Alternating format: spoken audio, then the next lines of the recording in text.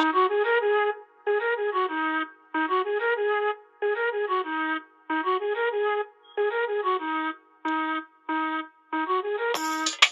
right, ladies and gentlemen, welcome to today's podcast dedicated to the brilliant and wise minds of the Islamic Golden Age. We have a very special guest amongst us who will talk about her new and growing book, The House of Wisdom. The remarkable story of how medieval Arab scholars made dazzling advances in science and philosophy that was then brought back to the West Europeans. Bringing to you author and journalist Jonathan Lyons.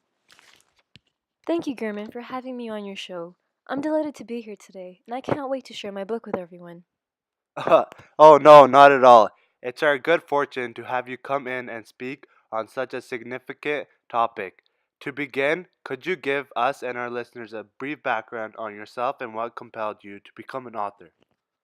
So, to start off, in addition to my publications, I have a BA with honors in Russian and history from Wesleyan University and was a fellow at Columbia University's Harriman Institute of Soviet Studies. I also studied at the Pushkin Institute of Russian Language in Moscow. I've spent much of my professional and personal life exploring the shifting boundaries between the East and West, especially the Islamic and Western worlds. Pardon me. Over time, I have come to see the relationship between these seemingly polar fields as a problem not of geography or politics, but of thought, ideas, and knowledge. That is, an essential problem of epistemology. I had begun my journey from an agency journalist to an author with publication in 2003 of my first book, Answering Only to God, and now my second book, The House of Wisdom, which presents a narrative account of the West's extensive borrowing from the medieval Arab and Muslim world. All right. And how did you become so interested in this topic? Well, I feel that the Western view of Islam has prevented it from responding effectively to its most significant 21st century challenges. I believe that it is my duty to address these issues of Islam and modernity, violence, and women, to propose new ideas and ways of thinking about the Western relationship to the Islamic world. One way of achieving this is by talking about the ages of Islamic history that produced the most benefit for society by creating scientific, political, architectural, and mathematical inventions that influence our academic world and has helped bring it to the point it is at right now. The purpose of my book was to remind my readers how beneficial their ancestors once were, and that we should adopt the same innovative passion to help the society around us grow and mature. Can you please tell us a bit about your book and what makes it distinct from other writings? Well, The House of Wisdom gives readers a glimpse of the scientific advances coming from places like Baghdad, the cities of Persia, Central Asia, and even Muslim Spain. Their philosophers, mathematicians, and astronomers played a high role in advancing the frontiers of knowledge and revitalizing the works of Plato and Aristotle. In the Royal Library of Baghdad, known as the House of Wisdom, an army of scholars worked at the behest of the Abbasid caliphs. At a time when the book collection in Europe held several dozen volumes, the House of Wisdom boasted as many as 400,000. Even while our countrymen waged bloody crusades against Muslims, a handful of intrepid Christian scholars, thirsty for knowledge, traveled to Arab lands and returned with priceless jewels of science, medicine, and philosophy that laid the foundation for the Renaissance. So basically, my book just shows how much the Western culture owes to the glories of medieval, pardon me, medieval Arab civilization, and reveals the untold story of how Europe drank from the well of Muslim wisdom. No, no, I completely agree. And you know, it's so sad. During the Dark Ages and early medieval period, Western Europe sunk into a deep pit of ignorance and intellectual stagnation. The scientific and philosophical achievements of the ancient Arab world were eventually forgotten. Exactly, and it was also found that Europe was so wrenched out of its ignorance by contact with the intellectually vibrant Islamic world, whereas under the caliphs of Baghdad and later the Muslim rulers of Spain, Arab scientists and philosophers rediscovered the great thinkers of ancient Greece and subjected them to rigorous analysis. They also learned that the they also learned from the vibrant traditions of Hindi India. While Europe huddled in intolerant misery, these Islamic rulers were open to all ideas, tolerated religious minorities, and produced amazing advances in math, medicine, astronomy, and other sciences. You know, it's a pity that the modern West isn't aware of its depth, and it's amazing how you emphasize those personalities and salacious details in your book. You also make it very clear in your introduction that your book is meant to be a layman's guide and an academic work.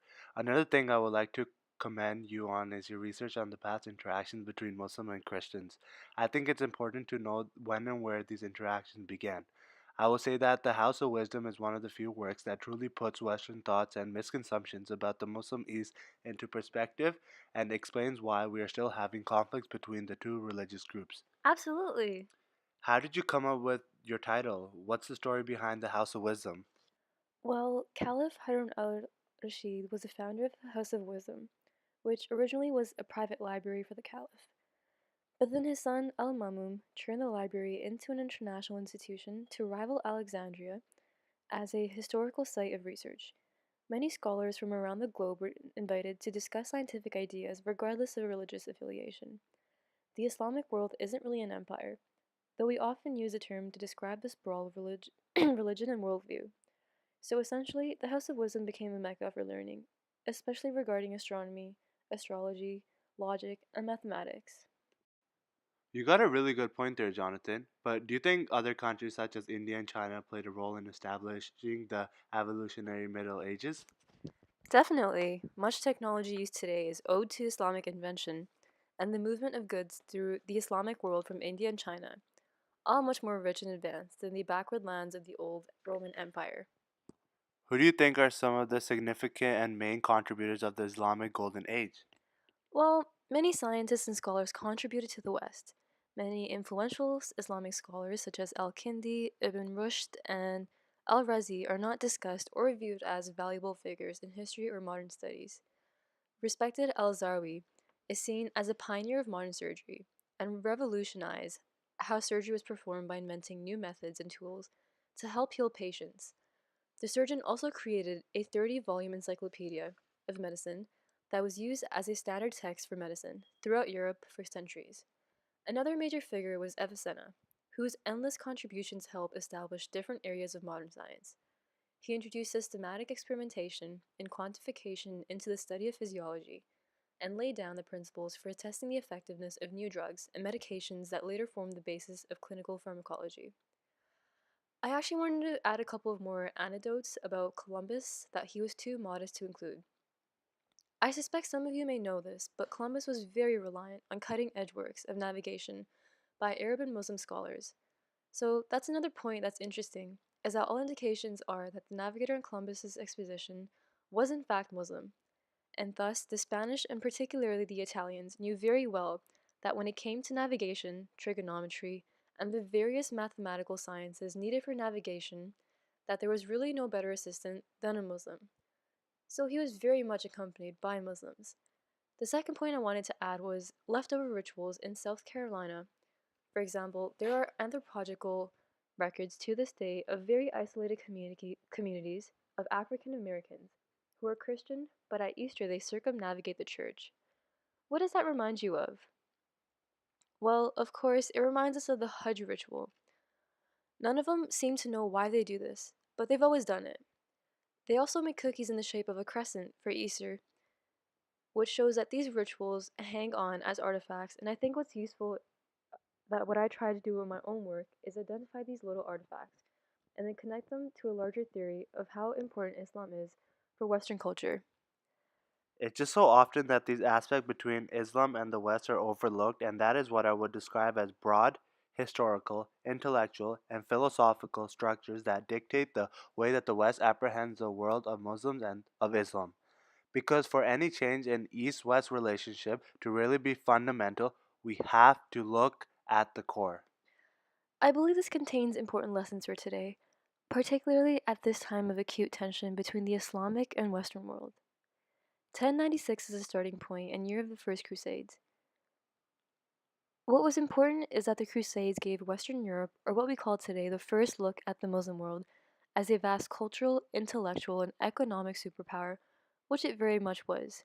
As you can imagine, many of the Crusader armies, and I'm talking about the rank and file, they were peasants, artisans, contemporary accounts, thieves, murderers, they wouldn't really have taken much notice of the cultural riches of the Islamic lands, but Europe's small educated elite certainly did notice. And it came something as a shock. So, despite public displeasure from the popes in Rome, policies and commerce began to flow between the East and West, and the merchants of Italian city states, particularly Genoa and Venice, stepped in to capture the trade in oil, perfume, textiles, and precious metals. In other words, there was a lot of money to be made here. Our Western system of Arabic numerals was popularized, in large part thanks to their use in commercial contracts. So, when an Italian merchant and an Eastern merchant made a deal, they had to use an agreed numerical system. And in fact, the double system of double entry booking, which is common in the Western world, comes from the Arabic of accounts, even though the language that the West adopted was largely drawn from Persian and Arabic sources. So now we have words like tariff, check, arsenal, and so on that have become common currency in the Western world. Many Arabic books became a much sought after commodity. Now, this was a time when the best and richest monasteries in Western Europe might have perhaps had 2 or 3 dozen volumes, while the great Muslim cities housed hundreds of thousands of books, many concerning medicine, astronomy, mathematics, and alchemy.